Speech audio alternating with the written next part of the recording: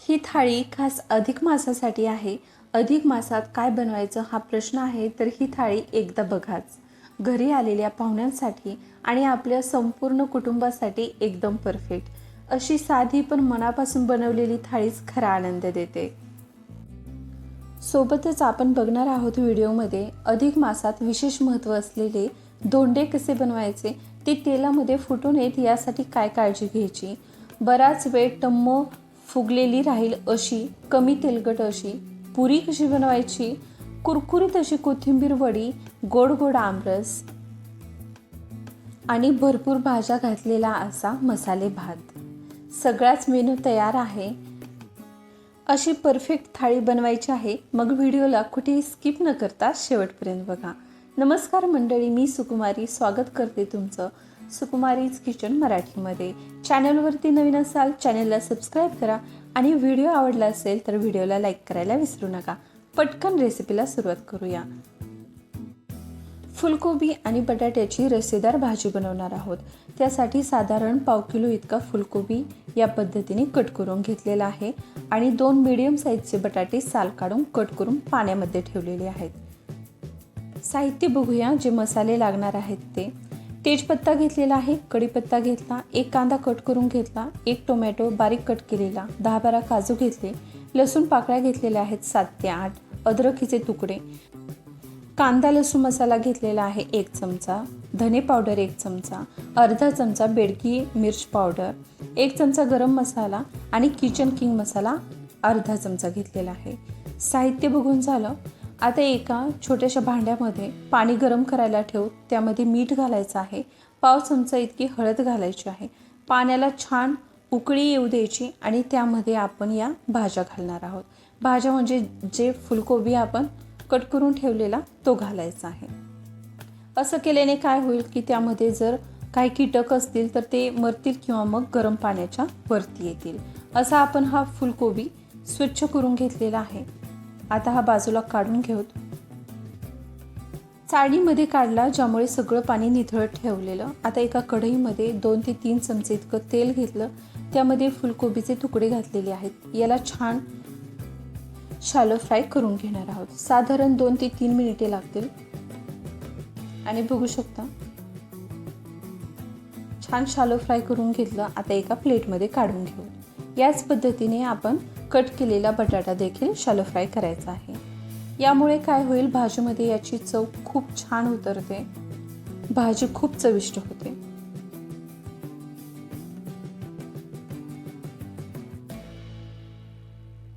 पहा, बटाटा देखील आपण शॅलो फ्राय केला. प्लेटमध्ये काढून घेऊया. आता हे साईडला ठेवून देऊत आणि यासाठी लागणारं वाटण तयार करायचं आहे. त्यासाठी याच कढईमध्ये चमचाभर तेल घालायचं. कट केलेला 1 कांदा आपण भाजून घ्यायचा आहे. कांदा छान सोनेरी होईपर्यंत भाजून घ्यायचा.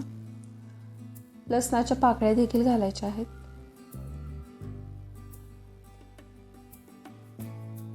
बघा, कांदा तांबूस होईपर्यंत आपण परतून घेतला. अद्रकीचे तुकडे घालायचे.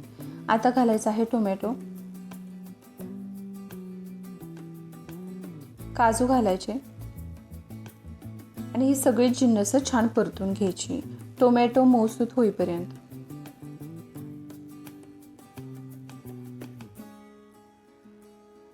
आणि बघा, टोमॅटो छान नरम पडला आहे. आता हे साहित्य काढू आणि याचं वाटण तयार करायचं आहे. थंड झाल्यावरती आपण एका मिक्सरच्या भांड्यामध्ये हे काढून घेऊया. गरज असेल तर थोडंसं 2 ते 3 चमचे इतकं पाणी तुम्ही वापरू शकता. थोडीशी हिरवी कोथिंबीर घालूया आणि ह्याचं वाटण तयार करून घेऊ.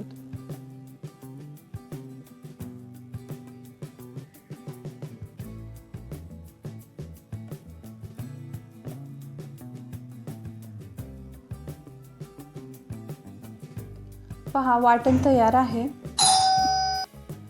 छान बारीक वाटून घ्यायचं, ओबडधोबड असं ठेवायचं नाही. बारीक वाटल्यामुळे काय होतं, आपली भाजी ही छान रस्सेदार असली तरी छान मिळून येते. आता त्याच कढईमध्ये 2 ते 3 चमचे इतकं तेल घेतलं. गरम तेलामध्ये जिरं घालायचं आहे, मोहरी घालायची आहे, मोहरी तडतडल्यानंतर आपण तयार केलेलं वाटण घालायचं आहे. आता या वाटणाला तेल सुटेपर्यंत हे परतून घ्यायचं.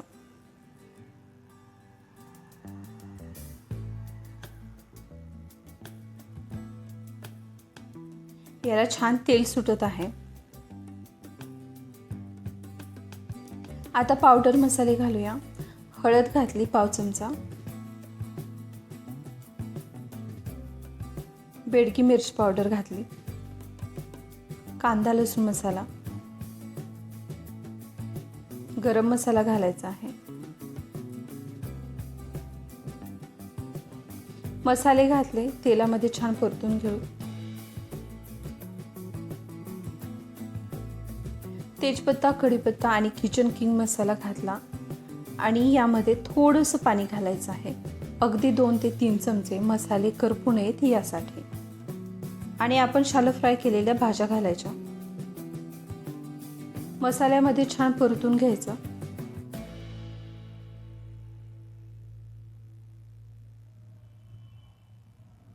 आणि फक्त 1 ते 1.5 वाटी इतकं पाणी घालायचं आहे आणि झाकून ही भाजी शिजू द्यायची आहे. आपण शालो फ्राय केल्यामुळे याला शिजायला फार वेळ लागणार नाही.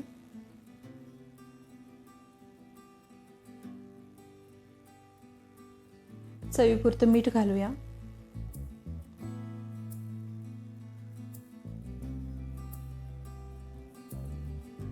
आणि एका प्लेटने झाकून ठेवायचं आहे. फक्त 6 ते 7 मिनिटांनी आपण याला उघडणार आहोत. बघा 5 ते 6 मिनिटातच बऱ्यापैकी भाजी शिजलेली आहे. आता इथे तुम्हाला ग्रेव्ही हवी असेल तर कमी पाणी घाला आणि सरबरीत रस्सेदार भाजी पाहिजे असेल तर 2 ते 3 वाटी पाणी घातलं तरी देखील चालणार आहे. भाजीमध्ये पाणी घालताना मात्र गरम पाणीच वापरायचं आहे. थंड पाणी घातलं, थंड पाण्याने भाजीची पूर्ण चव बदलते.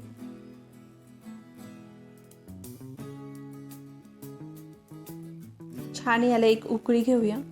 बारीक चिरलेली कोथिंबीर घालायची आहे आणि आपली रस्सा भाजी तयार आहे. बघू शकता बटाटा कसा शिजलाय. खूप पण गाळ असं शिजवलेलं नाही आपण. बघा कोबी देखील फार मॅश होईल इतका शिजलेला नाही. या स्टेजला गॅस बंद करायचा.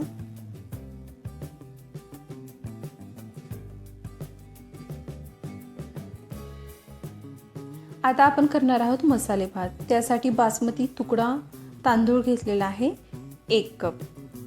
मसाले काय काय लागणार आहेत? तेजपत्ता, दालचिनी, चक्रफूल, 3 हिरव्या इलायची लागणार आहेत. अद्रक लसूणची पेस्ट 2 चमचा, जिरं मोहरी लागणार आहे. लवंग आणि काळी मिरी घेतलेली आहे आपण. बेडगी मिरची घेतलेली आहे. गरम मसाला, धनेपूड घेतलेली आहे आणि हळद. सगळ्या मसाल्याचं प्रमाण हे डिस्क्रिप्शनमध्ये देणार आहे. भाज्या लागणार आहेत. बघा हिरव्या मिरचीचे असे काप करून घेतले. कढीपत्ता, 1 टोमॅटो चिरून घेतलेला आहे.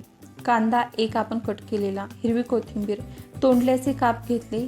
गाजर कट करून घेतलं आणि वाटाणे घेतलेले आहेत. तुमच्या आवडीनुसार भाज्या तुम्ही कमी जास्त करू शकता किंवा आणखी 1-2 घालायचे असतील तर ते देखील घालू शकता. 3 चमचे इतके गरम तेलामध्ये मोहरी घातली, जिरं घातलेलं आहे, तेजपत्ता घालायचा. जे खडे मसाले घेतले दालचिनी, चक्रफूल, लवंग, काळी मिरी ते घालायचं. लसूण आणि अद्रकची पेस्ट घालायची आहे. तेलामध्ये हे छान परतून घ्यायचं. गॅसची फ्लेम कमी ठेवायची आहे.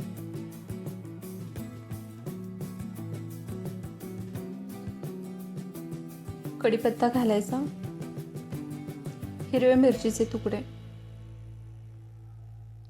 कांदा घालायचा आहे. कांद्याचं प्रमाण तुम्ही आणखी एखादा कांदा कट करून घातला तरी देखील चालेल. छान परतून घेऊया. आता घालायच्या आहेत कट करून ठेवलेल्या भाज्या. तोंडले, गाजर, वाटाणे घालायचे आहेत. टोमॅटो घालायचा. भाज्या तुम्ही तुमच्या आवडीनुसार घेऊ शकता.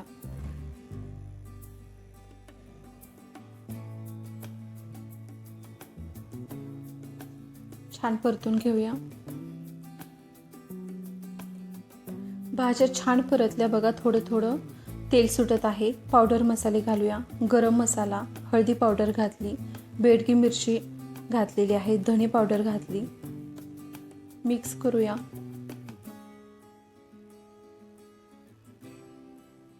आता या स्टेजला यामध्ये पाणी घालायचं आहे. पाणी किती घालायचं? तांदळाच्या डबल. 1 कप तांदूळ असेल तर 2 कप इतकं पाणी घाला. 2 कप तांदूळ असेल तर 4 कप इतकं पाणी घालायला लागेल. मी 1 कप तांदूळ स्वच्छ धुवून घेतलेला, तर 1 कप तांदळासाठी 2 कप इतकं पाणी घातलेलं आहे. चवीपुरतं मीठ घालायचं. पाण्याला छान उकळी येऊ द्यायची. कट केलेली कोथिंबीर घालायची आहे आणि या स्टेजला यामध्ये धुवून घेतलेला तांदूळ घालायचा आहे. मी बासमती तुकडा हा तांदूळ वापरलेला आहे. तो पाण्यामध्ये भिजत ठेवण्याची गरज नाही. फक्त एकदा स्वच्छ धुवून घेतला तरी हा छान फुलतो आणि खूप सुटसुटीत असा मसाले भात तयार होतो.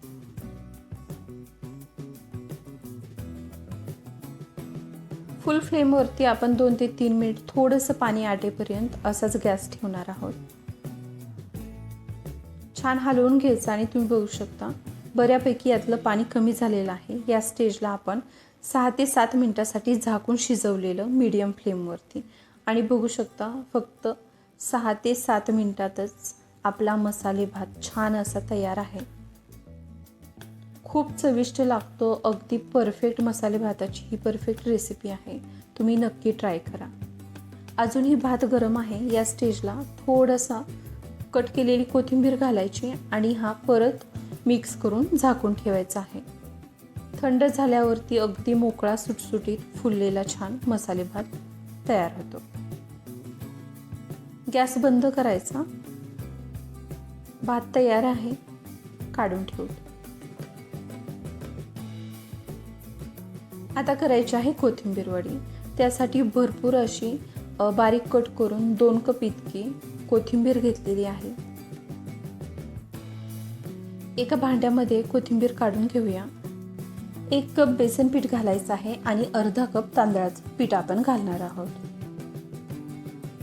या प्रमाणामुळे कोथिंबीर वडी तुमची तुटत नाही आणि खूप छान कुरकुरीत होतात.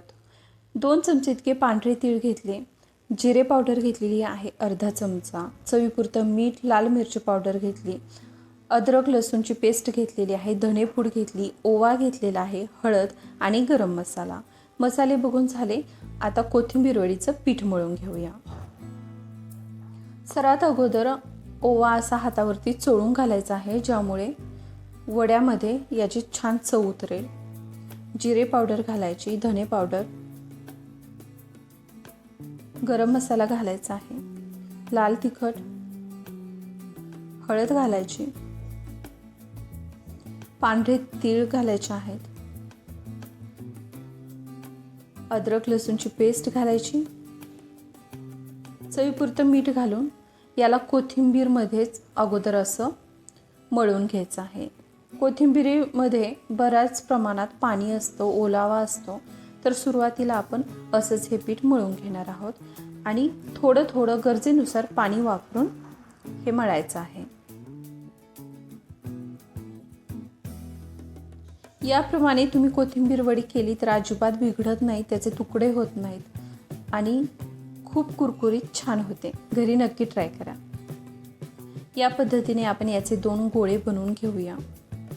असा शेप द्यायचा आहे. आता आपण याला स्टीम देणार आहोत. त्यासाठी अशी स्टीलची चाळणी घेतलेली आहे. आधी तेल लावून घ्यायचं, कारण हे पीठ त्याला चिटकू नये यासाठी.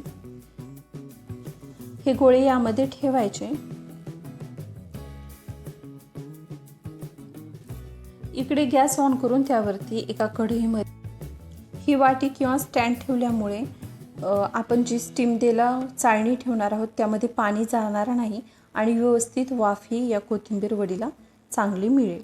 झाकून ठेवणार आहोत फक्त 10 मिनिटासाठी. 10 मिनिटानंतर उघडून बघूया.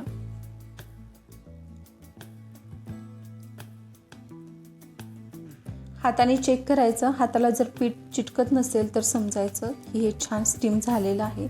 आता खाली काढून घेऊ. आपण याला छान थंड होऊ दिलं, अजिबात गडबड करायची नाही. गरम तुम्ही कट करायला गेला तर त्याचे तुकडे होतील. अगोदर थंड करून घ्यायचं आहे आणि त्यानंतरच त्याचे काप करायचे आहेत. आणि बघू शकता या पद्धतीने न तुटता अगदी परफेक्ट अशी आपली कोथिंबीर वडी तयार आहे. याच पद्धतीने सगळे काप करून घेऊया आणि आता हे तळून घ्यायचे आहेत.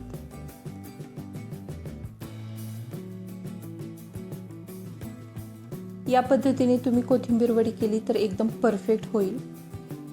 तळताना मात्र थंड तेलामध्ये तळायची नाही. जर थंड तेलामध्ये तळली तर ही खूप ऑइली होते. कडकडीत असं गरम तेल करायचं आणि त्यानंतरच ही तळून घ्यायची आहे. खायला खूप खमंग आणि कुरकुरीत लागते. तुम्ही घरी नक्की ट्राय करा.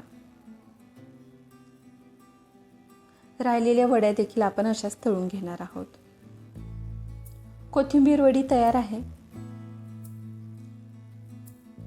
आता आपण आमरस करायला घेऊया. आमरस मी फार अगोदर केला नाही, कारण फार अगोदर केला तर तो काळा पडतो. इथे पाण्यामध्ये मी साधारण अर्धा ते 1 तास आंबे ठेवलेले, केशर आंबा घेतलेला आहे. पाण्यामध्ये ठेवल्यामुळे त्याच्यावरची सगळी अगोदर देठाचा भाग या पद्धतीने कट करून घ्यायचा आहे. तुम्ही 2 पद्धतीने हा रस बनवू शकता. एक मी जे की साल काढून याचा पल्प काढून असं रस बनवणार आहे. पण तुम्ही आंबा पिकवून देखील बनवू शकता. पण आंबा जेव्हा आपण पिकवतो तेव्हा आतमध्ये जर तो खराब असेल तर तो कळणार नाही. त्यामुळे मी नेहमी असा पल्प काढूनच रस बनवते. खूप सोपी पद्धत आहे ही आणि यामध्ये आंबा अजिबात वायाही जात नाही. एका मिक्सरच्या भांड्यामध्येच आपण हा पल्प काढून घेऊया. बाजूलाच एका भांड्यामध्ये आपण याची साल आणि ज्या कोया निघालेल्या आहेत त्या काढून ठेवलेल्या, त्यामध्ये थोडंसं पाणी घालायचं आणि त्यालाही बऱ्यापैकी याचा पल्प असतो तो असा चुरून काढायचा आहे. हे आपण मिक्सरच्या भांड्यामध्ये मिक्स करूया आणि त्याचा रस बनवून घेऊया. आता या पल्पमध्ये साधारण अर्धी वाटी इतकीच साखर मी वापरलेली आहे. 1 वाटी दूध घालायचं आहे आणि मिक्सरला ब्लेंड करून घेऊया. वेलची पावडर 1 चमचा घातली. चवीपुरतं मीठ घालायचं. तुम्हाला पातळ आमरस हवा असेल तर तुम्ही आणखी दुधाचं प्रमाण वाढवू शकता किंवा घट्ट आवडत असेल तर दूध कमी प्रमाणात टाकलं तरी देखील चालेल. पण मी आमरस काळा पडू नये यासाठी दूध वापरलं आहे. तुम्ही जर पाणी वापरत असाल तर आमरस लवकर काळा पडू शकतो. आमरस तयार आहे. आता आपण पुऱ्या बनवणार आहोत. त्यासाठीचं पीठ मळायला घेऊ. 1 कप गव्हाचं पीठ घेतलं, त्यात पाव कप इतकाच आपण रवा घालणार आहोत. बेसन पीठ 1 चमचा घालायचं आहे. चवीपुरतं मीठ घालायचं आणि 1 चमचा इतकी पावडर शुगर घालायची आहे. यामुळे काय होईल, पुऱ्या आपल्या छान खमंग तर होतील पण बराच वेळ त्या पिचकत नाहीत, कडक राहतात, टम्मही फुगतात. मोहन घातलेलं आहे 2 चमचे. कडकडीत तेल तापवायचं आणि मोहन घालायचं आहे. या पद्धतीने चोळून घ्यायचं पिठामध्ये आणि थोडं थोडं पाणी घालून आपण हे मळून घेणार आहोत. पुऱ्यांचं पीठ कसं असतं, खूप पातळही नाही आणि खूप घट्टही नाही. या पद्धतीने आपण मळणार आहोत. तुम्ही बघू शकता पीठ आपलं तयार आहे. खूप घट्टही नाही आणि अगदी पातळही नाही. वरून तेलाचा हात लावायचा आहे आणि मुरण्यासाठी हे झाकून ठेवायचं आहे.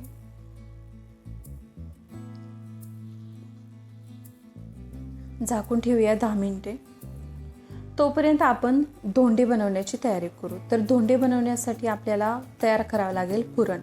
तर मी 1 कप इतकी डाळ 1 ते 2 तासाआधीच स्वच्छ धुवून भिजत ठेवलेली कुकरला लावून घेऊया.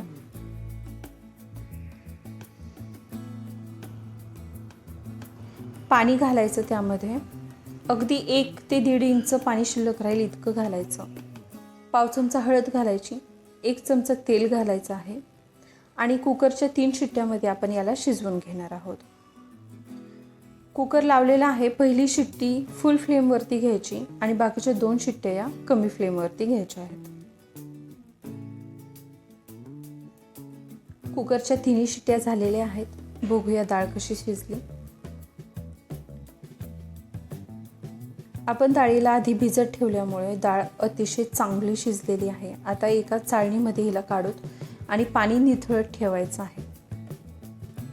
आता ही पाणी निथळत ठेवलेली डाळ एका कढईमध्ये घ्यायची. गॅस ऑन करायचा. त्यामध्ये अर्धा कप इतका गूळ घालत आहे आणि अर्धा कप इतकी साखर घालत आहे. तुम्हाला हवं असेल तर फक्त साखर किंवा फक्त गूळ देखील घालू शकता.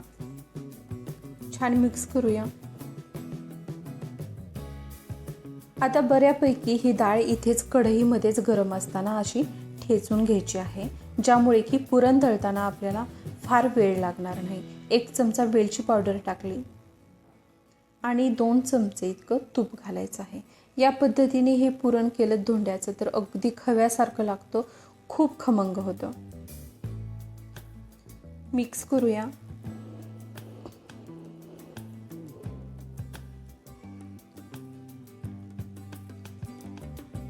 आणि बघा आता आपण याला वाटून घेणार आहोत.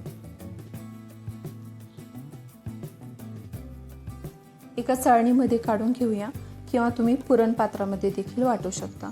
मी ग्लासच्या मदतीने असं याला वाटून घेत आहे. आणि पहा अगदी लोण्यासारखं पुरण आपलं तयार आहे. पुरण तयार आहे. पुरीची कणिक देखील आपण मळलेली, सोबतच मी बाजूला गव्हाची कणिक चपात्या बनवण्यासाठी आणि धोंडे बनवण्यासाठी मळून घेतली होती. तुम्ही बघू शकता. एका ताटामध्ये पुरण, गव्हाची कणिक आणि पुऱ्या बनवण्याची कणिक आपण काढलेली आहे. पुऱ्याची कणिक बाजूला ठेवूया आणि अगोदर आपण धोंडे बनवून घेऊया. आता धोंडे बनवण्यासाठी आपली जी नॉर्मल पोळीची कणिक असते ना, तशीच मळायची. लिंबा इतका गोळा घ्यायचा आहे किंवा त्यापेक्षा छोटा घ्यायचा, या पद्धतीने. आणि असं आपण जसं मोदक बनवतो त्याची पारी तयार करतो त्याच पद्धतीने बनवायचं आहे. आतमध्ये थोडंसं जाडसर ठेवायचं आणि याच्या कडा पातळ करत जायच्या आहे, या पद्धतीने.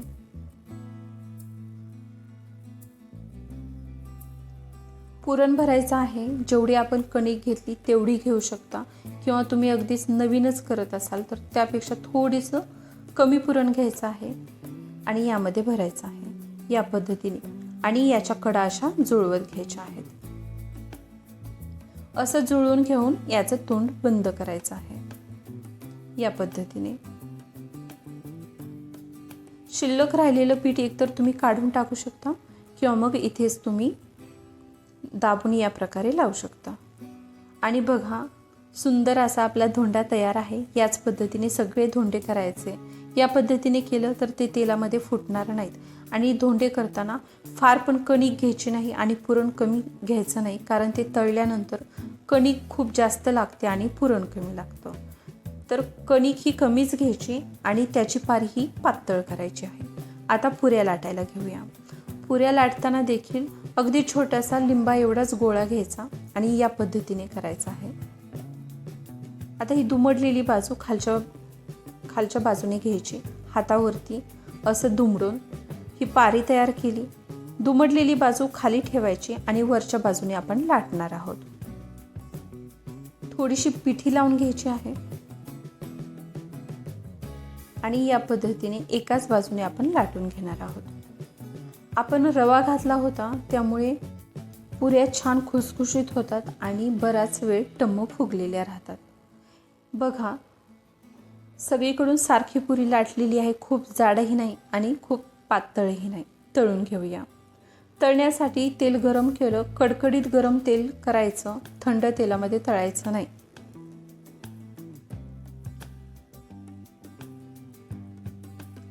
आणि बघा पुरी कशी फुगलेली आहे. असं हलवून दोन्ही बाजूने आलटून पालटून असं तळून घ्यायचं.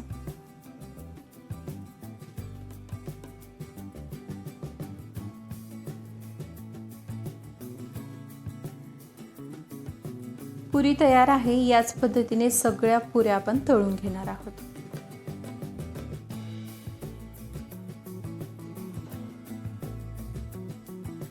धोंडे मी तयार करून ठेवलेले ते देखील लगेच तळून घेऊया.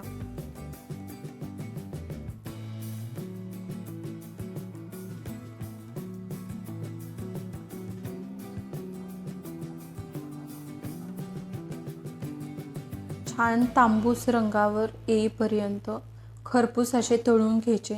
खायला खूप छान लागतात. तुम्ही या पद्धतीने नक्की करून बघा. आणि जर तुमच्याकडे वेगळी पद्धत वापरत असतील, वेगळ्या पद्धतीने करत असतील तर मला कमेंट करून सांगायला विसरू नका. राहिलेले देखील धोंडे याच पद्धतीने तळून घेऊया. 33 इतक्या प्रमाणात आपण धोंडे करत असतो. आता मी जेवढे तयार केले होते तेवढे तळून घेतलेले आहेत. राहिलेले देखील तळून घेते. आता दुसऱ्या कढईमध्ये तेल गरम करत ठेवलं मी आणि त्यामध्ये पापड आणि पापड्या तळून घेणार आहे. ज्या तेलामध्ये आपण पुऱ्या आणि धोंडे तळून घेतले त्यामध्ये काय होतं की आपण पिठी वापरलेली असते, त्याचे बारीक बारीक कण करपले जातात तेलामध्ये आणि ते आपल्या पापडाला किंवा पापडी कुरडई असेल त्याला चिटकून बसतात. त्यामुळे एकतर पुऱ्या आणि धोंडे तळण्या अगोदर हे तळणीचे पदार्थ तळून घ्यायचे किंवा मग यासाठी दुसरं तेल वापरायचं.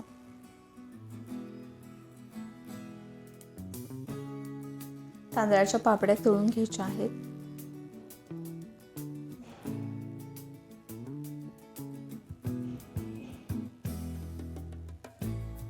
गरम तेलामध्ये सगळे जिन्नस तळले की छान फुलतात आणि लालही होत नाहीत. सगळेच पदार्थ तयार आहेत. आता ताट वाढायला घेऊया. तर ताटामध्ये सुरुवातीला पोळी किंवा तुम्ही जर चपाती केली असेल तर ती वाढायची. त्याच्या बाजूला तळणीचे पदार्थ, पापडी, पापड, कुरडई असेल तर मसाले भात त्याच्या बाजूला वाढायचा आहे. भाताच्या शेजारी आमरस वाढायचा. त्याच्या बाजूला जी पण भाजी केलेली आहे ती वाढायची आहे. आमरस बघू शकता मी खूप पातळही केला नाही. पुरी किंवा चपातीसोबत खायला अगदी परफेक्ट आहे. तूप घालायचं आहे आमरसावर आणि मसाले भातावर. धोंडे वाढायचे आहेत. कोथिंबीर वडी वाढूया.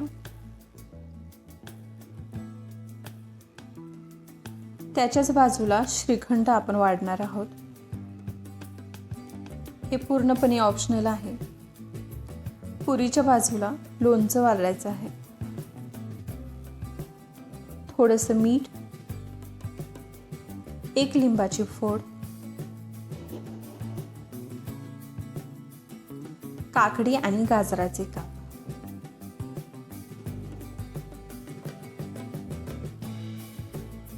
संपूर्ण थाळी तयार आहे. अधिक मासात तुम्ही ही थाळी घरी नक्की ट्राय करा. जर तुम्हाला ही अशी पारंपरिक रेसिपी आवडत असतील तर व्हिडिओ लाईक करा आणि चॅनलला सबस्क्राईब करायला विसरू नका. धन्यवाद.